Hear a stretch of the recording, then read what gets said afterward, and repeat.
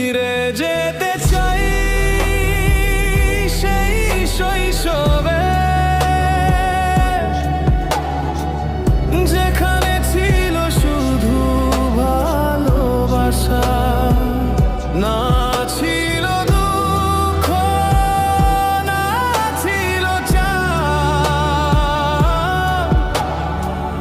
সেই নিঃস্বার্থ ছোট্ট ভালোবাসা আজ চোখে জল